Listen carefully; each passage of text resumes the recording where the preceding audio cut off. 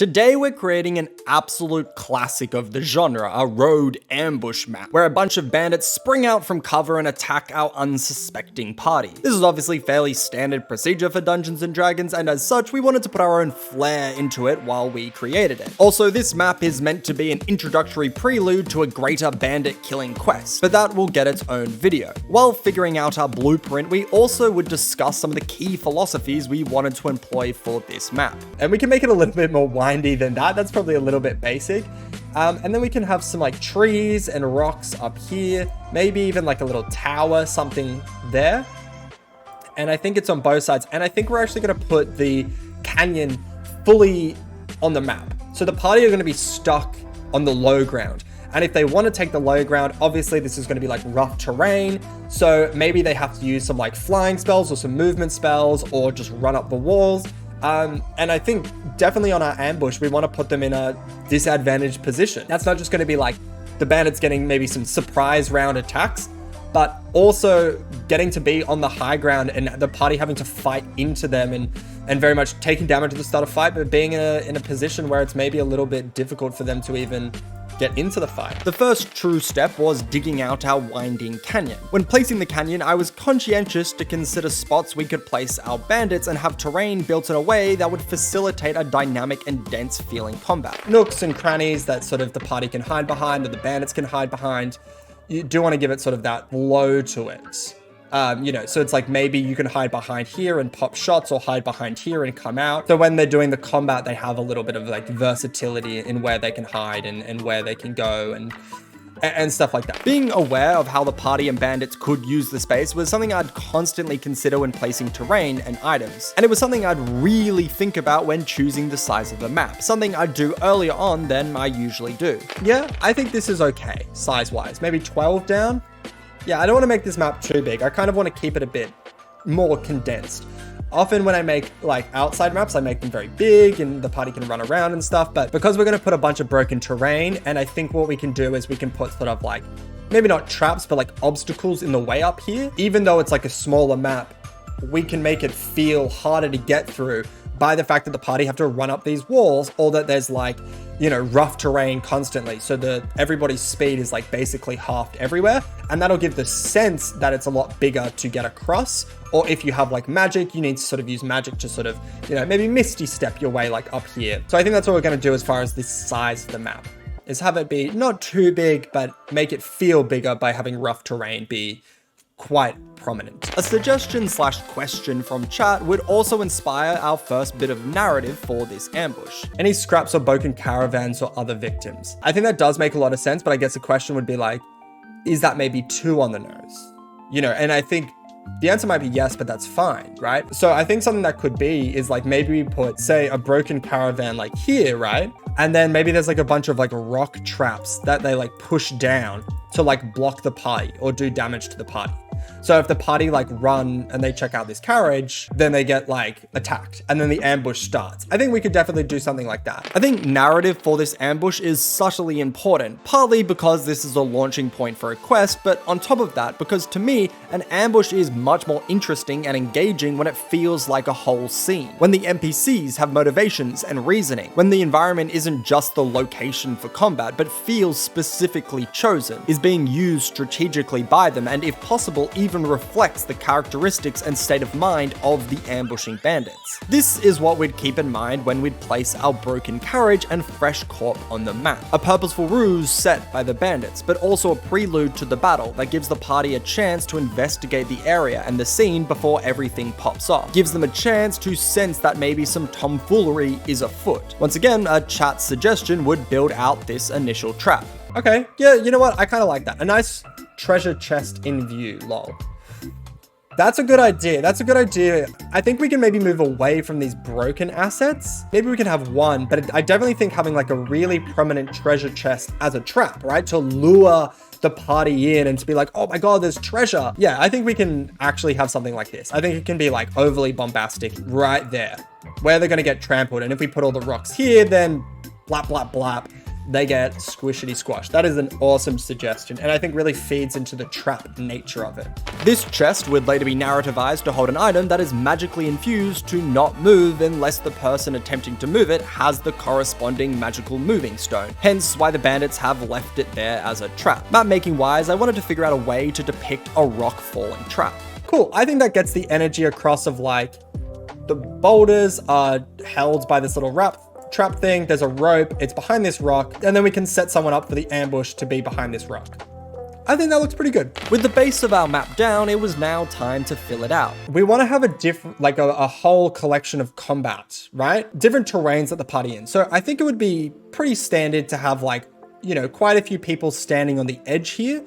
But when the party do get up, I think we want to have some people in the background, which are like much more set up, you know, and we can even maybe have like barricades back here and like actual, maybe like little tent setups where you can't see them from within this sort of canyon thing.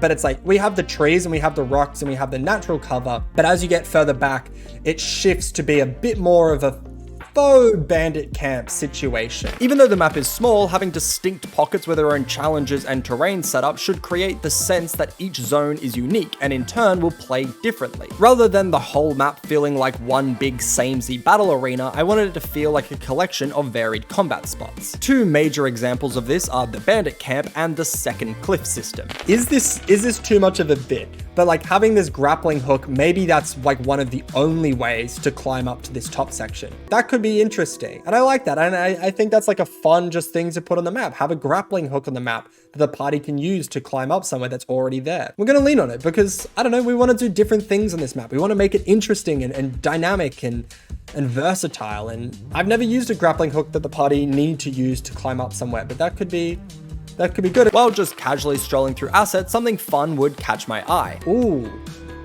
broken rope bridge. Not for this map, maybe for this map. That's kind of cool. I am kind of fucking with that. But my question is, it's like, okay, if there's a broken bridge, maybe that like alerts the party that there's like some shenanigans going on, right? Maybe, but I like it. Instead of like, it connects the two sides as well. I think it works. Initially, I had no intention of adding a bridge, but that's why I like map making, because sometimes things just jump out to you and change the dynamic of the whole thing, for the better. As we kept working, chat would start giving out ideas to make the encounter itself much more than your standard bandit ambush affair. I was thinking of monster taming bandit also. What kind of monsters were you thinking the bandits could having?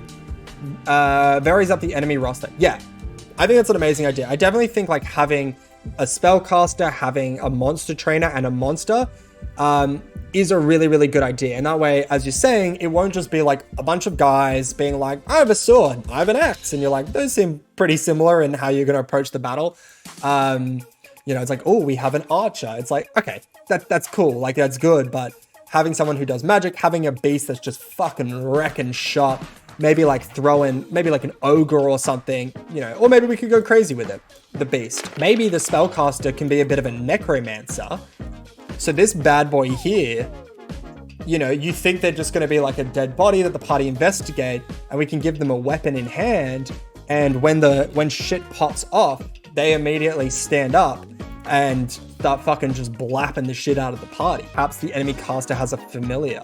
We'd have our Beastmaster have a Sato Dragon and the Necromancer have a Gazer Familiar, giving the bandits two creatures with flight, which to me makes sense on this sort of vertical map. We'd also give the Ranger and their Dragon a buff, where when either of them die, the other gains extra damage rolls, which is a fun little perk. Meanwhile, the Gazer Familiar and Reanimated Corpse both stop fighting when the Necromancer dies, all of which just applies a slightly different layering to the standard kill 6 enemies attacking you in an ambush, and feeds into the character of the bandits and the combat encounter as a whole. Map making wise, we were on to adding details. I'd placed some more logs on the road, partly as obstacles for people making their way from one town to the next so the bandits could trap them, but also just to fill out the road, which was looking a little empty. To further this road texturing, I'd do a new trick I've learnt recently where I place a trail of small rocks on roads and paths to give it that extra bit of detail. I also changed some of the bushes to be a different design with flowers inside to add visual variance to the map. The map making was going great, but was put on hold for a second so we could figure out the magical item the party could receive for their bandit killing work. let's also think about like what we have. So we have a beast master and we have a necromancer. And we have a third regular bandit who we will expand out and make a little bit more interesting. We could create an item that's a bit more for like a ranger, specifically like a beast mastering ranger. I like leaning into the idea of, right, like we have this sort of like perk, which is activated, right? Which is the beast master when one of them dies, the other fights harder. And I like the idea of like maybe rejigging that a little bit. Activate something that gives like their beast or their creature maybe say either extra damage for a turn, or maybe they can like add AC for a turn. And it can be like a rallying cry or something like that, where it's a bit more of like a perk or something where you can like double the hit dice your, beast can use for a turn. Maybe something like that. I think that's what I'm gonna do. And we'll like add a little bit more to it. So it's like, I think it could also be defensive as well, like I said. This item would end up as the Ocarina of the Wilds, where once per short rest, the player can use a bonus action to give their beastly companion either an extra 1d8 damage to their next attack, or 1d6 temporary hit points. Both of these would also scale, where every 2 ranger levels, this effect gets another dice. An altogether fairly strong item that I'm a fan of. Chat would also make some suggestions for items, and we'd add these in as options in the quest document. With the map and encounter more or less done, we'd clone the map, providing a second version where the rocks have fallen down, which would be built off masterfully by Ruined Mirage, who'd suggest making these flaming rocks, adding to the difficulty of it all and the tricky nature of the bandits. I still like the idea of the rocks being doused in flammable oil and lit to create a fire hazard after they fall. Yes, absolutely. Is that what you're talking about? Is that the flames that you want? Radical. This would lead us to the end of creating both these maps and the ambush encounter as a whole. Here we are. We have finished our ambush map and I really like it. I think it's come together really, really nicely. Having this idea for a trap, I think is really smart, and we've built sort of from the encounter off of this, having this move into falling rocks and the map change is really nice.